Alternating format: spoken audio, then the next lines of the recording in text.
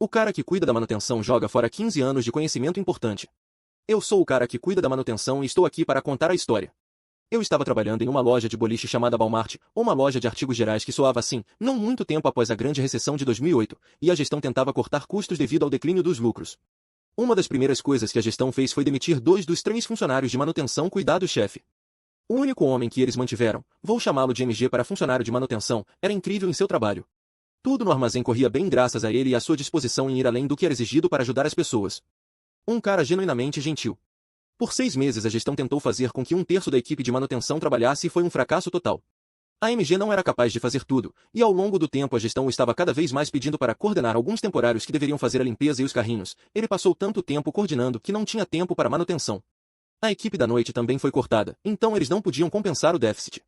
Então 2 coisas aconteceram dentro de uma semana que mostraram para o gerenciamento como importante ele era para o funcionamento do estabelecimento. Primeiro, algumas máquinas de limpeza quebraram. Sabe-se que elas precisam ser limpas corretamente semanalmente, se deixadas sozinhas, elas engrossam muito e os componentes desgastam rapidamente. Um bilhete de reparo de vários milhares de dólares porque ele foi instruído a priorizar a coordenação dos temporários em vez de dar uma mexida nas máquinas. Alguns dias depois, a senhora da Deli quase renunciou após o fio do cortador de fatias da Deli ter voado e poderia ter cortado seu rosto malamente. Descobriu-se que a porca que o segurava estava solta, e MG havia apertado-a semanalmente para ela. Quando ele não teve tempo de fazer isso mais, ele informou ao gerenciamento que precisava ser substituído por questões de segurança. Bem, o gerenciamento não fez isso porque custaria dinheiro, mas eles disseram às pessoas que estava pronto. Isso poderia ter sido um processo judicial ou acusação criminal. Eles e a senhora da Deli tiveram sorte. Então, o gerenciamento sentou-se com ele e perguntou por que as coisas estavam indo errado. O MG disse a eles de forma direta que precisava de tempo suficiente para manutenção e que alguém mais precisava coordenar os limpadores parte-time e verificar se eles estavam fazendo o trabalho corretamente. Eles eram bastante preguiçosos. O gerenciamento chamou o BS, dizendo que a manutenção deveria ser fácil e feita rapidamente. O MG ficou irritado porque isso insultava sua profissionalidade e ele tirou seu caderno da calça de trás. Descobriu-se que, ao longo dos 15 anos em que trabalhava lá, ele havia preenchido o livro com gráficos, horários e diagramas sobre como fazer seu trabalho e manter as coisas funcionando corretamente. Havia mais de 100 coisas que ele verificava semanalmente ou mensalmente. Havia muitas máquinas que mantinha em funcionamento, algumas das quais tinham certas partes que estavam meio quebradas e precisavam ser mexidas de uma determinada maneira, etc. Para ser honesto, muitas dessas coisas eram perigosas ou eram riscos para a segurança, mas ao longo dos anos o gerenciamento estava bem com não substituir máquinas de valor de multimil dólares se MG sabia como mantê-las funcionando. Além disso, ele fazia coisas que não deveria fazer, como calibrar máquinas para departamentos que deveriam ter feito isso eles mesmos ou contratado alguém para fazer, etc. Mas ele era um cara legal e gostava de ajudar as pessoas. Ele me disse que passou cerca de meia hora explicando ao gerenciamento o que fazia, e ele suspeitava que até então ninguém sabia quantas coisas ele fazia. Bem, ele pode ter dito algumas palavras sujas e coisas depreciativas enquanto explicava para a gestão por que precisava de tempo para fazer as coisas. Não foi um momento bom para ele e ele estava furioso. No final, ele colocou seu caderno de volta no bolso e ofereceu-se para levar uma semana para escrever tudo o que sabia para que a gestão tivesse provas escritas do porquê seu trabalho era importante em caso de alguém mais alto perguntar por que eles aumentaram os custos de manutenção, quando a corporação estava exigindo que cortassem custos. Os múltiplos gerentes na sala se olharam entre si e pediram para ele sair para que pudessem conversar em particular. Ele me contou, muitos anos depois, quando eu o encontrei por acaso e almoçamos juntos, que tinha uma premonição enquanto caminhava pela sala. Então ele foi para a área de trás e jogou seu caderno no compactador de lixo. Por medida adicional, ele então foi ao redor da loja e esvaziou todos os lixeiros e jogou essas sacolas fora para que o seu caderno estivesse bem enterrado. Depois de alguns minutos, a gerência ligou para ele novamente. Eles disseram que não poderiam permitir que ele continuasse trabalhando lá devido ao nível de desobediência que ele havia mostrado. Disseram que assim que ele entregasse sua credencial, cortador de papel e caderno, ele seria acompanhado para fora do prédio pela segurança. Eles o trataram basicamente como um criminoso. A maioria das pessoas demitidas não é acompanhada até a saída, a menos que fossem suspeitas de cometer um crime que não pudessem provar. Ele entregou sua credencial e cortador de papel. Eles pediram o caderno. Ele disse que jogou no compactador. Os olhos dele se arregalaram e eles perguntaram por que ele havia jogado fora. Ele disse que pensava que iria escrever tudo bem na computadora da memória, então pensou que estava pronto para o caderno. Gerentes começaram a se olhar preocupados, pois haviam planejado tirar seu livro, demiti-lo e ter um funcionário temporário menos subordinado, que não recebe benefícios caros como de tempo integral, fazer seu trabalho. Agora eles não podiam mais fazê-lo. Um dos gerentes sugeriu que ele fosse permitido escrever as informações antes de ser acompanhado para fora. Os outros concordaram. Ele foi dado a chance de não ter sido demitido apenas por tempo suficiente para dar-lhes as informações. Quão gentil! Ele riu e saiu, com a cabeça erguida, e gerentes o seguiram até seu carro para garantir que ele tivesse ido embora. Eu não tenho números exatos, mas estimo que a loja tivesse que gastar pelo menos 20 ou 30 mil reais para substituir coisas que o MG havia mantido funcionando além do prazo de vida útil do equipamento e o novo cara contratado teve um inferno de tempo tentando entender como as coisas funcionavam. Para ser honesto, em alguns casos o MG havia ido longe demais, como criar riscos de incêndio ao colar carregadores quebrados juntos depois de os revirar em vez de jogá-los fora, mas a gerência nunca reclamou quando ele economizava dinheiro. Havia também muitas coisas que deveriam ter sido feitas pela equipe de segurança e saúde ou pelos departamentos, mas eles também nunca reclamaram por ter menos trabalho. Eu perguntei a ele se jogar fora aquele caderno era ilegal, mas ele disse que era propriedade pessoal para ajudá-lo a lembrar de coisas, não um caderno fornecido pelo trabalho. Ele estava orgulhoso do que fez, seu orgulho ficou claro em como contou a história. Ele disse que ninguém é permitido questionar seu julgamento profissional sugerindo que ele é preguiçoso. Eu concordo. Depois de ler os comentários, vou dizer algumas coisas para esclarecer algumas coisas. Pode ser tarde demais para isso, mas eu não verifico o Reddit enquanto estou dormindo. Eu entrei um dia após o incidente da máquina de Derry, estava ouvindo coisas e perguntei a alguém o que havia acontecido. Fui informado de que a máquina apresentou falha enquanto a senhora do Derry estava usando ela e ela ficou louca e recusou-se a vir trabalhar. Ela tirou alguns dias para se acalmar. Ao longo dos próximos dias, ouvi várias versões da história, algumas envolvendo o corte vindo solto, outras não, e uma que envolvia o corte ficando preso no teto. Eu escolhi uma versão interessante para recontar? Sim. O problema de contar a história de alguém é que ela fica melhor a cada vez que é contada.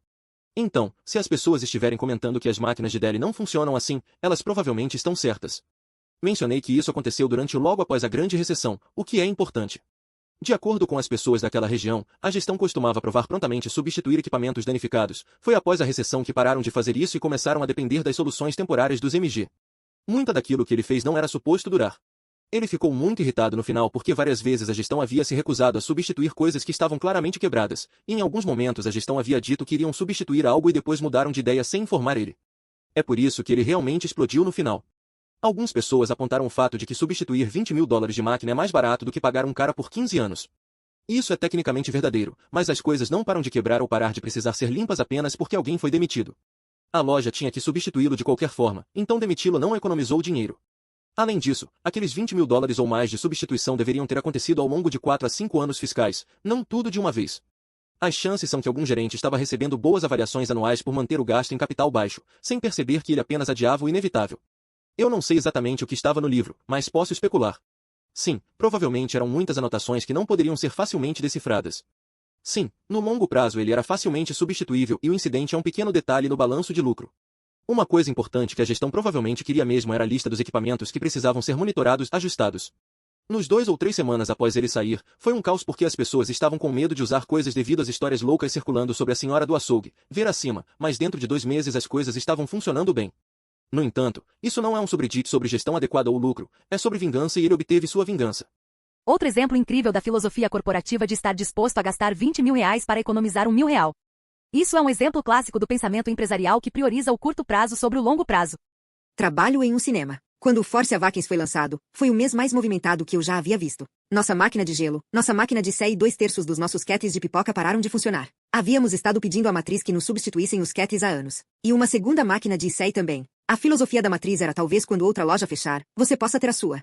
Bem feito para eles. Perderam milhares e milhares de dólares em receita de lanchonetes porque economizaram demais. Eu odeio corporações que economizam à toa. Esse Walmart mereceu o que recebeu. Eu sinto que todos os membros da gerência sabem disso há muito tempo. Como posso saber isso se eles sempre dizem não é o seu substituto, apenas treino? E então, sem que o novo cara saiba que o velho está saindo em alguns meses e ele está muito além de sua capacidade, e pago com um salário miserável ao mesmo tempo. Eu mencionei isso em outro comentário, mas vou dizer novamente. Este cara raramente fica zangado, mas quando ele faz, jura como louco. Ele provavelmente disse muitas coisas para a gerência que o tornou incompatível, o que pode ter sido por isso eles queriam que ele fosse acompanhado de fora. Eu desejo estar lá, mas eu não estava, então não posso ter certeza do que ele disse. Eu estou impressionado com o que MG fez. Isso foi, sem dúvida alguma, um ato de vingança profissional. Como um trabalhador de manutenção, provavelmente ele não era obrigado a assinar um termos de renúncia de direitos autorais quando foi contratado, então destruir o caderno provavelmente não seria passível de ações legais. Em outras áreas, no entanto, como a engenharia de software, a prática de exigir um termos de renúncia assinado e guardado em arquivo como condição de emprego é bastante rotineira. Se eu dissesse ao gerenciamento que tinha um caderno, ou, digamos, um conjunto de arquivos criptografados, contendo décadas de anotações, senhas, práticas recomendadas e advertências, provavelmente me encontraria do outro lado de uma ação judicial se perdesse o caderno ou esquecesse as palavras-passe para descriptografia depois que eu percebesse que fui demitido. Eles talvez não ganhassem a ação, mas custaria muito dinheiro defender-me, então perderia no final do dia. Eu descobri que uma empresa em que trabalhei anteriormente comprou novamente todos os seus licenças MS, com um custo de quase $100.000, porque eles foram auditados e não conseguiram produzir as provas. Pensei que era um pouco estranho, pois a informação sobre licenciamento estava em uma localização relativamente fácil de encontrar no drive compartilhado da rede, até eu perceber que ninguém que trabalhou lá pensaria em entrar como administrador para procurar esse diretório. Não estava aberto a qualquer pessoa, pois precisávamos manter o registro de quem tinha o que instalado. Eles tinham as informações de login do administrador, mas ninguém pensou em procurar enquanto estivesse logado como administrador. Estou ainda um pouco surpreso que eles nunca tentaram entrar em contato comigo para perguntar onde estavam. Eu era um técnico de montagem da Walmart e também fazia reparos em estoque. Realizei trabalhos como reparo de encanamentos, conserto de tijolo, construção de bicicletas, gerenciamento do centro de jardim, casos de segurança, etc. Em 2 anos, meu salário passou de cifrão 11,00 hora para cifrão 10,65 hora e depois para cifrão 10,00 hora. Quanto mais conhecimento e habilidades eu ganhava, menos eu recebia de salário. Finalmente estávamos parados ao lado do relógio de ponto quando eles sugeriram que eu assumisse o departamento de carne, além da montagem, laiava e reparos em estoque, e que mantivessem meu salário igual. Eu simplesmente estendi minha etiqueta de identificação, toquei no leitor de cartão, botei a hora de saída, virei as costas e nunca mais voltei. Minha namorada gerencia o padeiro e ela me diz que eles tiveram que contratar 5 pessoas para substituir Igo. Eu suponho que meu ponto seja que se você deixar a Walmart tirar vantagem de você, elas certamente irão fazer isso. Se você é um trabalhador duro, não é o lugar certo para você. Faça apenas uma coisa boa para si mesmo e procure outro emprego. Se você conseguir reprimir seu ética de trabalho, se tiver uma boa, e simplesmente fingir ter algum tipo de deficiência ou algo assim, pode ser que seja o lugar certo para você. Eu odeio quando vejo empresas fazendo isso com funcionários leais, trabalhadores e confiáveis. É tão difícil encontrar alguém que realmente apareça para trabalhar todos os dias e faça seu trabalho de verdade. Nunca consegui entender por que uma empresa consideraria fazer isso. A pequena quantidade que elas economizam não vale a pena. O MG parecia um trabalhador incrivelmente duro. Em resposta à pergunta de por que uma empresa consideraria demitir um funcionário bom, MG tinha apenas um defeito: sua boca. Ele não esperava que as pessoas trabalhassem tão duro quanto ele, mas esperava um básico nível de ética no trabalho das pessoas. Se algo acontecia porque alguém mais não fazia seu trabalho, ele deixaria eles ter a culpa, e ele podia xingar e insultar como um sargento de treinamento quando estava zangado. Ele raramente ficava zangado, mas quando isso acontecia, realmente acontecia. Eu não estava lá quando ele conversou com a gestão, mas se ele estava bravo por meia hora com eles, provavelmente foi de A a Z e de volta novamente no dicionário de palavras sujas. Há alguns anos antes eu trabalhava na empresa quando haviam sido apresentadas acusações criminais contra um gerente porque um funcionário, por iniciativa própria, não foi solicitado a fazê-lo. Entrou no compactador de lixo e morreu quando alguém o ligou sem saber que ele estava lá. A gestão é legalmente responsável pela segurança, então o fato de o homem não ter sido informado para nunca entrar no compactador era negligência criminal, mesmo se a gestão não tivesse realmente dito para ele entrar. Os gerentes estavam naturalmente ansiosos em relação ao compactador e à segurança relacionada a ele. Não há forma de alguém ter sido instruído a ir procurar no compactador. A razão pela qual o MG foi pelo estabelecimento para esvaziar os lixeiras e adicionar mais lixo ao compactador era enterrá-lo, mas honestamente isso era excessivo, ninguém estava indo lá. Você já sentiu o cheiro de um compactador de lixo no verão? Quando conversei com ele, ele não mencionou se estava ou não sendo afetado negativamente pela demissão e eu também não perguntei, então não sei quanto tempo levou até que ele encontrasse outro emprego novamente. Pode ter sido um longo tempo porque a região estava sofrendo, mas não queria fazê-lo se sentir desconfortável admitindo dificuldades. Ele era o tipo de pessoa que ficaria envergonhado em admitir estar desempregado por meses. Eu não me lembro como os funcionários temporários foram fornecidos. Mas, por favor, deem início se quiserem, e nós outros ficaremos felizes em ler o que você possa falar sobre isso. Eu desfrutei meu tempo lá, mas foi porque eu tinha muitos colegas de trabalho gentis que cuidavam uns dos outros. Pessoas boas podem trabalhar para empresas ruins. E o gerente com quem eu trabalhei era um dos poucos bons, então para alguém que trabalhou lá por tanto tempo eu realmente tenho relativamente pouco a falar sobre.